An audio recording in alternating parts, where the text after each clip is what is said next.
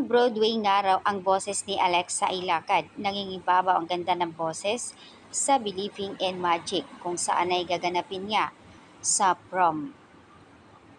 Hinahangaan ng mga netizens ang boses ni Alexa Ilacad sa collaboration song nila Nina Francine Diaz and Bel Mariano. Sa inilabas ng ABS-CBN Star Magic ang lyric video ng Believing in Magic, Yakap Mo, kung saan ay kinabiliban ng blending ng boses nila. Pero, pareho raw magaganda ang boses nilang tatlo. Ngunit ang pinakamaganda raw sa kanilang tatlo ay ang boses ni Alexa, which is true. I'm here supporting Alexa, pero grabe ang ganda ng blending nitong tatlo. Good job girls, grabe. Pang Disney ang boses ng isang Alexa Ilacad. Ang linaw ng diction, both English and Filipino. At ang taas ng boses and fairness naman.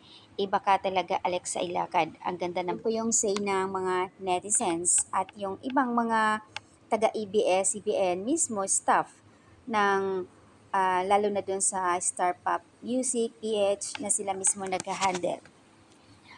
Alexa Tagalog part is a giving me out teleserye feels. Everyone's commending her English chorus part with that breathtaking high note.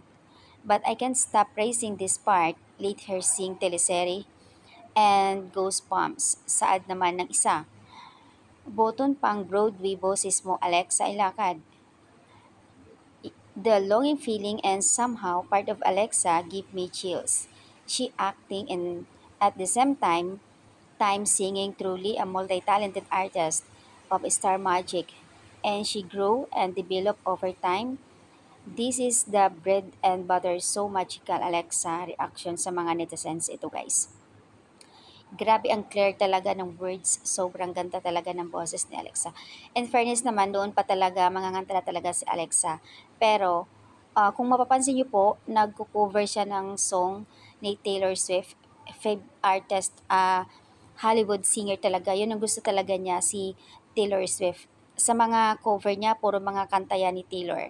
So, habang tumatagal, yun po ay 2014-15 pa, habang tumatagal, na lalo na sa ASAP palagi si Alexa, nag-improve lalo ang boses niya. In fairness, napakaganda. Yung rendition talaga, sobra. So, ayan po yung update guys. Dahil nga ay collaboration nilang tatlo, Francine, Alexa, and Bill Mariano. Yun po ay para sa prom, malapit na. And update sa Royalty Awards, King and Queen, still, number 1, Alexa and KD. Nangunguna pa rin sila out of 8.